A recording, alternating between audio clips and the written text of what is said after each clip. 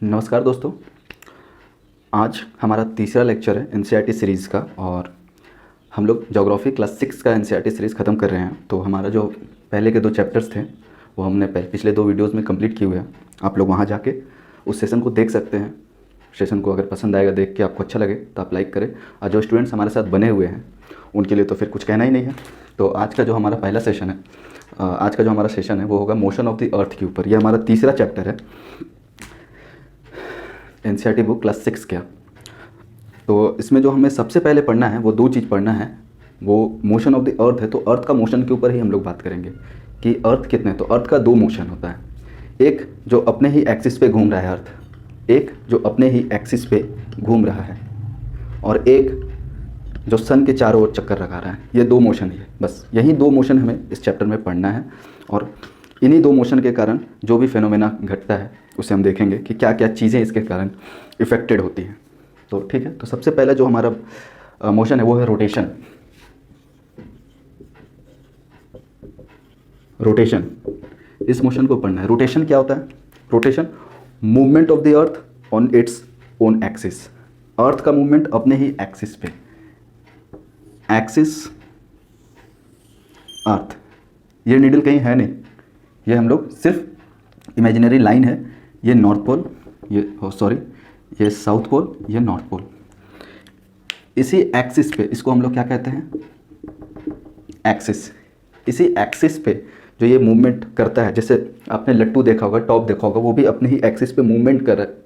जो मूवमेंट लट्टू या टॉप का होता है उसी को बोलते हैं हम लोग रोटेशन। ये अपने जगह पे ही रोटेट कर रहा है। और जो हमारा अर्थ का रोटेशन होता है वो क्या होता है? वेस्ट टू ईस्ट, इस डायरेक्शन में। ये वेस्ट, ये ईस्ट, ये है रोटेशन का direction.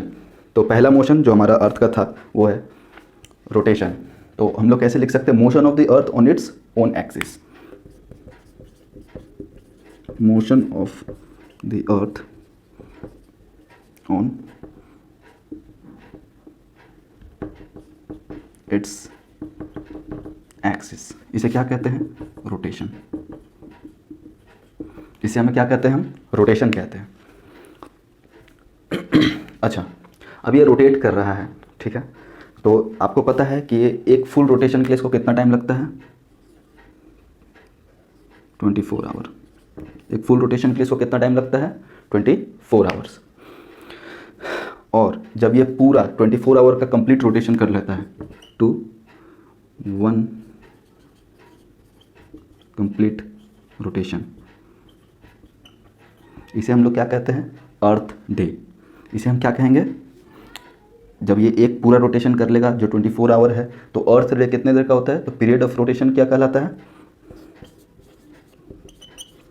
Period of rotation, period of rotation क्या कहलाएगा? Earth day. Period of rotation क्या कहेंगे उसे? Earth day. ये है पीरियड ऑफ रोटेशन। तो कोई पूछेगा 1 earth day equal to 24 hour, 1 earth day equal to 24 hour. ठीक है फ्रेंड्स, अब हम लोग क्या देखेंगे कि ये किस एक्सिस में झुका हुआ है, कितने डिग्री में झुका हुआ है, वो भी हम लोग थोड़ा देख लेते हैं। ये आप लोग नोट कर लो। अभी हम लोग रोटेशन कंप्लीट कर रहे हैं।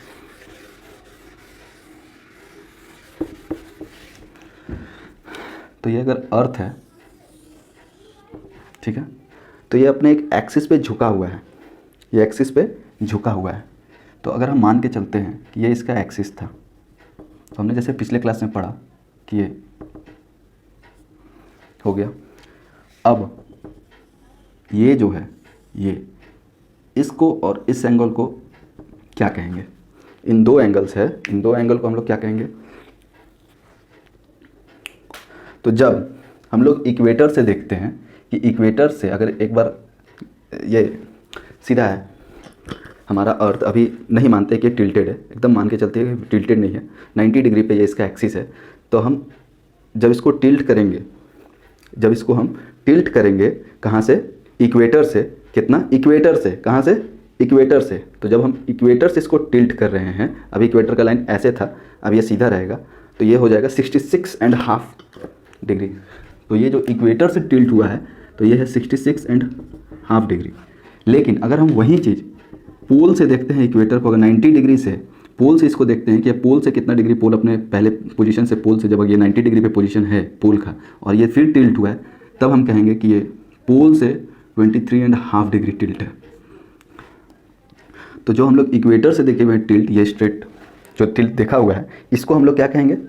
Orbital plane. इसको क्या कहेंगे? Orbital plane. ये ऑर्बिट का ही प्लेन है। इसी प्लेन से, इसी ऑर्बिट से, इसी जगह से क्या होता है, अर्थ रोटेट करता है। तो इसको क्या बोलेंगे? इस 66.5 को ऑर्बिटल प्लेन। तो जब पूछेगा कि पोल से कितनी डिग्री पे हमारा अर्थ टिल्टेड है, पोल से कितनी डिग्री पे हमारा अर्थ टिल्टेड है, तब हम कहेंगे 23.5 डिग्री। लेकिन जब क्वेश्चन आएगा कि इक्वेटर से कितना डिग्री टिल्ट है या ऑर्बिटल प्लेन में कितने डिग्री होते हैं, तो हम कहेंगे 66.5 डिग्री। कितना कहेंगे? 66.5 डिग्री, क्योंकि इन दोनों को ऐड करके ही तो 90 डिग्री बनेगा ये पूरा। तो हो गया पीरियड ऑफ अर्थ। एक हमें पढ़ना है चैप्टर में, वो है circle of illumination. Circle of illumination क्या होता है, आइए देखते हैं।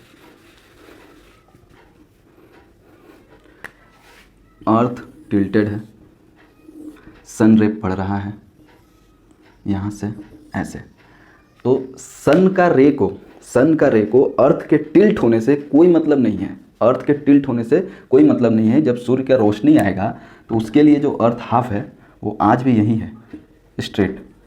तो जब आज भी यही है तो ये पोल से कुछ यहाँ पे भी, पोल से ज़्यादा यहाँ पे दिखेगा लाइट, और यहाँ पे पोल से कम दिखेगा। ऐसे नहीं समझ में आ रहा होगा, फिर से समझाते हैं।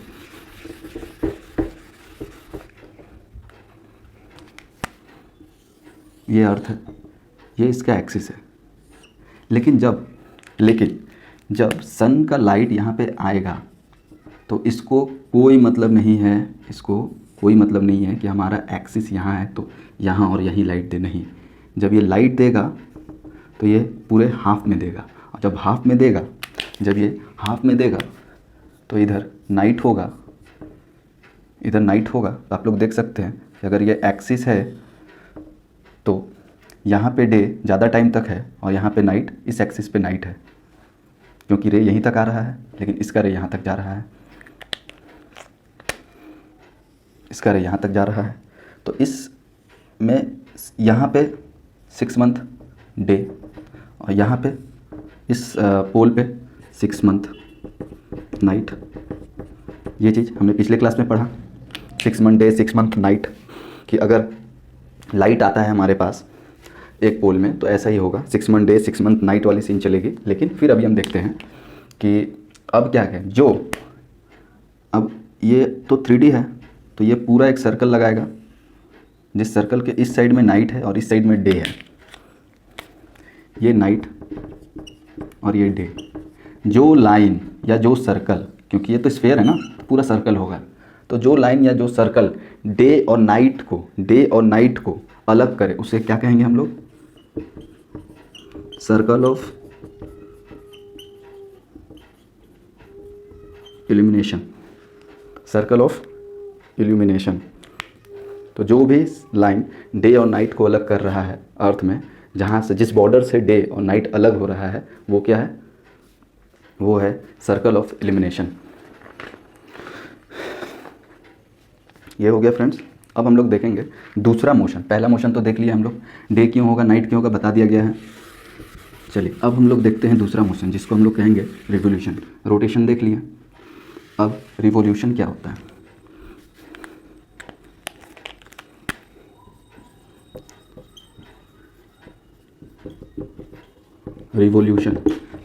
रिवोल्यूशन किसे कहते हैं? The motion of the earth around the sun, the motion of the earth around the sun, not on its axis, on its on the around the sun. तो क्या होगा? Motion of earth around the sun, उसे हम लोग क्या कहेंगे? सन on its orbit, किसमें? अपने ऑर्बिट पे, इज कॉल्ड रिवॉल्यूशन, रिवॉल्यूशन।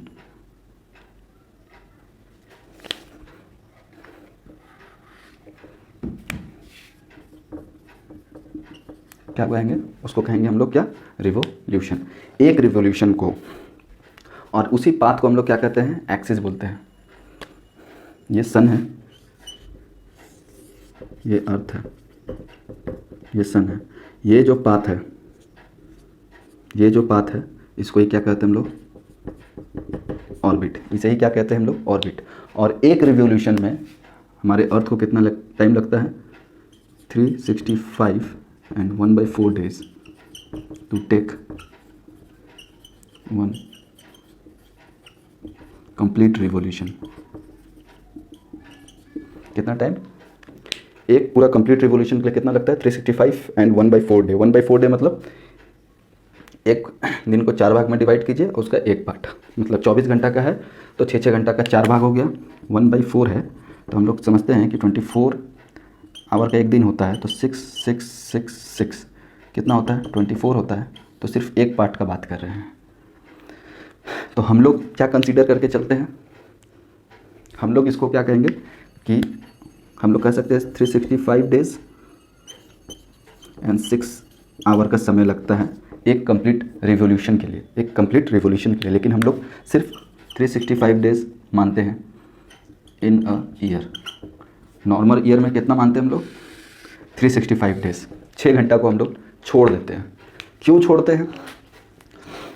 क्यों छोड़ते हैं? क्योंकि जब इस साल का 6 घंटा छोड़े, नेक्स्ट साल 6 घंटा छोड़े, उसके नेक्स्ट ईयर 6 घंटा छोड़े, जब उसके नेक्स्ट ईयर आएगा तो 4 टाइम्स 6 आवर मिलकर 24 आवर हो जाएगा। उसको हम लोग आने वाले चौथे साल में उसको सारे 6 आवर को ऐड करके पूरा 1 डे बनाते हैं, और फिर उस दिन, उस ईयर को हम लोग लिखते हैं 366 डेज़ का। और जो ईयर 366 डेज़ का होगा उसे हम लोग लीप ईयर कहते हैं। क्या कहते हैं? Leap year. हम दिखाते हैं आपको, इसे क्या कहेंगे? लीप ईयर कहेंगे।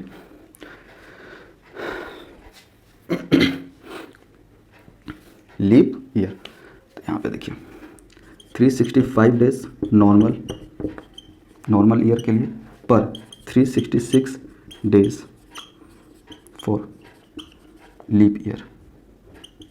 365 डेज फॉर लीप ईयर। क्यों? क्योंकि इसका जो 6 आवर था उसके हम लोग ऐड करेंगे। कब? ये फर्स्ट ईयर, ये सेकंड ईयर, ये थर्ड ईयर, और जब ये फोर्थ ईयर होगा, इस साल का हमारा है, फिर नेक्स्ट, फिर जो नेक्स्ट उसके आएगा, फोर्थ ईयर जो आएगा उस दिन, उसका भी 6 घंटों को ऐड करके हम लोग क्या बनाएंगे? 24 आवर को हम लोग बनाएंगे 1 डे, और उसको ऐड करेंगे यहाँ पे 365 में 1 डे, तो 365 + 1 करेंगे तो 366 डेज हो जाएगा। लेकिन अब इस एक दिन को हम लोग जोड़ेंगे कहाँ?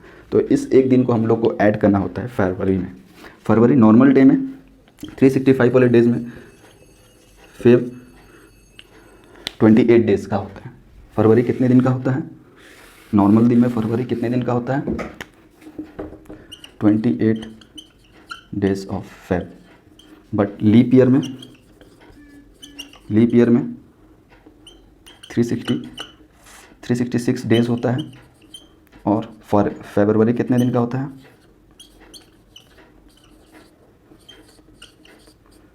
29 डेज़ का। फरवरी उस दिन कितने डेज़ का हो जाएगा? 29 डेज़ का हो जाएगा। और ये हर 4 साल में, स्पैम ऑफ 4 ईयर्स हम लोग इसको यूज़ करते हैं। हर 4 साल में हमारा लीप ईयर आता है। तो आप लोग प्लीज़ कमेंट करके बताएं कि नेक्स्ट लीप ईयर किस ईयर में आने वाला है, और पिछला लीप ईयर कौन से ईयर में पार हुआ है। ठीक है फ्रेंड्स। और तो हम लोग देखते हैं कि अब रिवॉल्व तो कर रहा है, लेकिन रिवॉल्यूशन क्या राउंड शेप में होता है या किस शेप में होता है? तो रिवॉल्यूशन पढ़ लिया, लेकिन अब हम लोग पाथ देखेंगे रिवॉल्यूशन का।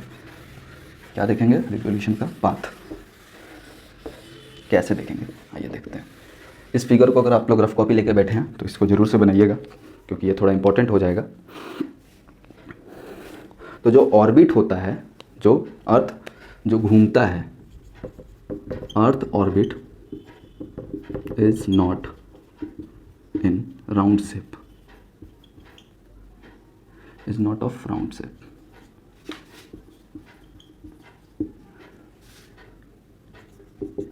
इट इज ऑफ किस शेप का होता है?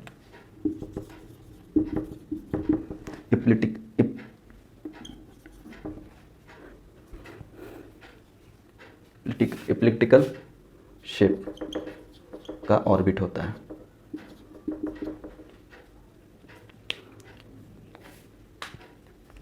किस शेप का? इलिप्टिकल शेप का होता है ऑर्बिट। किस शेप का होता है? इलिप्टिकल शेप का ऑर्बिट होता है। और इसी शेप के कारण या रिवोल्यूशन के कारण ही हमारा सीजन्स में चेंजेस आता है। सीजन्स में चेंज आता है। कौन कौन सा सीजन आएगा उसके कारण? कौन कौन सा सीजन आएगा? समर, विंटर, और कौन सा? स्प्रिंग, और कौन सा आएगा? ऑटमन। कौन सा? ऑटमन। ये 4 सीजन इस इलिप्टिकल पाथ और रिवोल्यूशन के कारण होता है। डे नाइट के कारण भी हमारा चेंज होता है सीजन्स में, वेदर में। आइए अब हम देखते हैं कि कैसे, किस पोजीशन में हमारा सन कहाँ पे रहेगा तो कौन सा सीज़न होगा और कैसा दिन चलेगा, क्या चलेगा, देखते हैं। देखिए, ये हो गया हमारा सन हो गया, ये हो गया अर्थ, ये भी अर्थ, ये भी अर्थ और ये भी अर्थ। ठीक है, ये भी अर्थ है। अब इसका हम लोग पाथ बनाते हैं। अच्छा, रिवोल्यूशन का पाथ कैसा होता है? ये भी क्या होता है? वेस्ट टू ईस्ट होता है। रोटेशन भी वेस्ट टू ईस्ट, रिवोल्यूशन भी वेस्ट टू ईस्ट।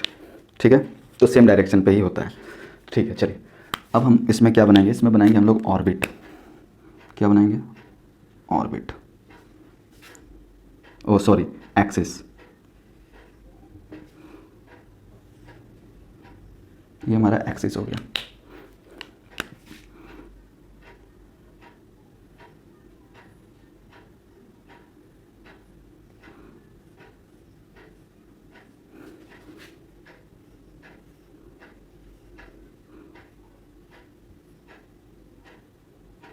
ऐसे करके कुछ एक्सिस बनाते हैं। ठीक है, अब देखिए क्या हो रहा है कि सन का रे कैसे पड़ रहा है।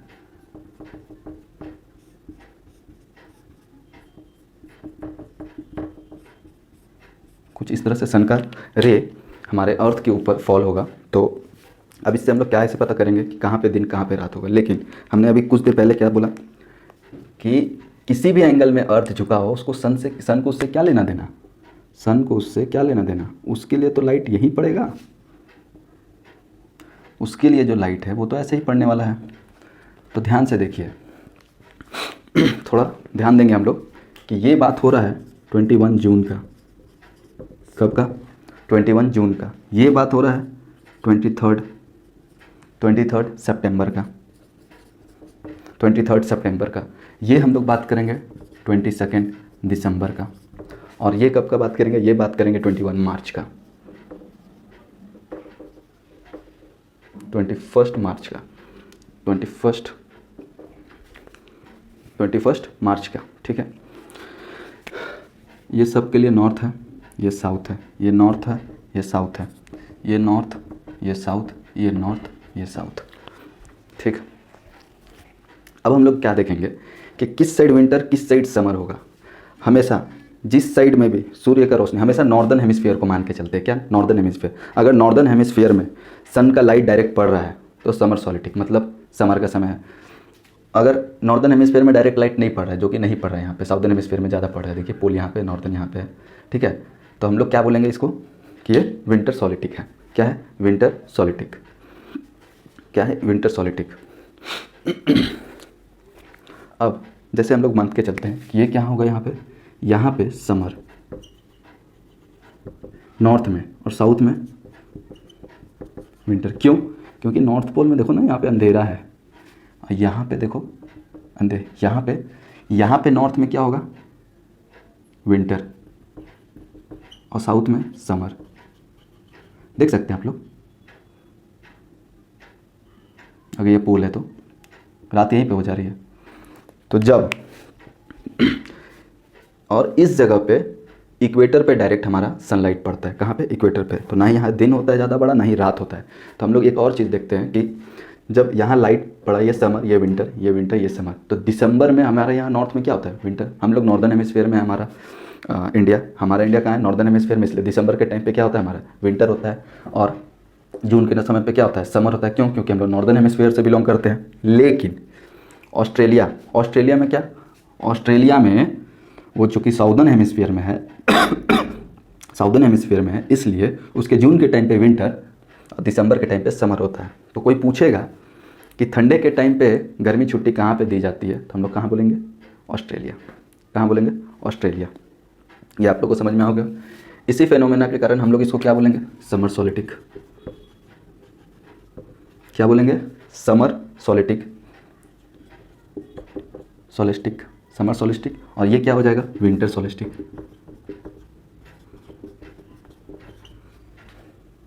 सोलिस्टिक। तो अगर विंटर सोलिस्टिक जानना है तो दिमाग में ये रखना है कि अगर नॉर्दर्न हेमिस्फीयर में विंटर है तो विंटर सोलिटिक, और अगर साउदर्न हेमिस्फीयर में विंटर है और साउदर्न हेमिस्फीयर में समर है, अगर नॉर्दर्न हेमिस्फीयर में समर है तो समर सोलिटिक, और सेम ही चीज़ नॉर्दर्न हेमिस्फीयर में विंटर है तो विंटर सोलिटिक। देख लीजिए। तो हम लोग नॉर्मल समर से नॉर्दर्न हेमिस्फीयर से समझ सकते हैं कि नॉर्थ में जो है उसी हिसाब से डिसाइड कर रहे हैं। साउथ है। चलिए, तो हम एक चीज़ समझते हैं कि हमारे यहाँ 21 जून को डे लॉन्गेस्ट होता है और नाइट शॉर्टेस्ट होता है। कब? 21 जून को। क्यों? क्योंकि इस दिन ट्रॉपिक ऑफ कैंसर में डायरेक्ट सनलाइट पड़ता है। क्या? डायरेक्ट सनलाइट पड़ता है। ट्रॉपिक ऑफ कैंसर में कैसा पड़ता है? Direct sunlight. इक्वेटर पे भी नहीं, ट्रॉपिक ऑफ कैंसर में, क्योंकि इक्वेटर नीचे की ओर बेंड है। वैसे ही यहाँ पे 22 दिसंबर को हमारे यहाँ क्या होता है? शॉर्टेस्ट डे और लॉन्गेस्ट नाइट। तो 22 दिसंबर को सबसे छोटा दिन हम लोग देखते हैं। हम लोग पूछता है कोई कि सबसे छोटा दिन किस दिन है? रात से तो मतलब होता नहीं है, तो पूछा जाएगा कि सबसे छोटा दिन हमारे यहाँ कब आता है, तो हम लोग बोलेंगे 22 दिसंबर को सबसे छोटा दिन। और सबसे बड़ा दिन, तो सबसे बड़ा दिन हम लोग बोलेंगे 21 जून को। कब बोलेंगे? 21 जून को। अब देखिए, अब यहाँ पे स्प्रिंग और ऑटोमन, तो समर और विंटर तो समझ गए कि समर कब होगा, विंटर कब होगा हमारे यहाँ। ठीक है, तो समर सोलिटिक है तो समर, विंटर सोलिटिक है तो विंटर, ये चीज़ तो हम लोग समझ गए हैं। जब दिसंबर में ट्रॉपिक ऑफ कैप्रिकॉर्न में डायरेक्ट सनलाइट पड़ेगा तो विंटर सोलिटिक। ट्रॉपिक ऑफ कैप्रिकॉर्न में डायरेक्ट सनलाइट पड़ रहा है, कैंसर में नहीं। क्यों? क्योंकि कैंसर तो यहाँ है, कहाँ से पड़ेगा सनलाइट? ये कैप्रिकॉर्न, यहाँ पे सनलाइट पड़ रहा है। आप लोग प्लीज़ इस चीज़ का नोट्स बनाइएगा मेरे साथ साथ, नहीं तो फिर कन्फ्यूजन होगा, क्योंकि हर चीज़ हम लिख नहीं पाएंगे। तो हम जो समझा रहे हैं उस चीज़ को समझिए और लिखिए, नोट्स बनाइए आप लोग, तो आप लोगों के लिए सुविधा होगा। तो समर सोलिटिक, विंटर सोलिटिक हो गया। 22 दिसंबर के बारे में हमने सारा चीज़ बता दिया है। अभी एक और चीज़ है कि जब, अच्छा, ये तो इसमें तो आप लोग बताना नहीं है कि अगर ट्रॉपिक ऑफ कैंसर में यानी कि 23.5 डिग्री पे सनलाइट डायरेक्ट पड़ रहा है यहाँ नॉर्थ में, और यहाँ पे 23.5 डिग्री साउथ पे डायरेक्ट सनलाइट पड़ रहा है, इसमें कुछ कहने की चीज़ नहीं है। आप लोग जब Tropic of Cancer, Tropic of Capricorn कह रहे हैं तो आप लोगों को समझ में आ जाना चाहिए। और अब एक चीज़ और, एक था स्प्रिंग सीजन, एक था क्या? Ottoman season. तो स्प्रिंग, ऑटोमन, फिर यहाँ पे ऑटोमन, यहाँ पे स्प्रिंग। एक चीज़ याद रखिएगा, यहाँ पे सनलाइट डायरेक्ट इक्वेटर पे पड़ेगा, डायरेक्ट इक्वेटर पे पड़ रहा है। तो यहाँ पे क्या होगा? Equal day and equal night. Equal day और इक्वल नाइट दोनों बराबर होगा। कब? मार्च 21, क्योंकि इक्वेटर पे सनलाइट डायरेक्ट पड़ रहा है। और 23 दिसंबर में भी, सितंबर को भी equal day and night, equal day and night. तो बराबर इक्वल डे और इक्वल नाइट कब होता है? 21 मार्च और 23 सितंबर। 21 मार्च और 23 सितंबर को इक्वल डे और इक्वल नाइट होता है। तो एक चीज़ और हम लोग देखेंगे, हम लोग बता दिए कि इसी कारण से यहाँ पे समर सोलिटिक, जिस टाइम पे विंटर सोलिटिक होगा तो नॉर्दर्न हेमिस्फीयर में क्या होगा? 6 मंथ नाइट, और साउदर्न हेमिस्फीयर में 6 मंथ नाइट नॉर्थ के टाइम पे, और यहाँ पे नॉर्थ में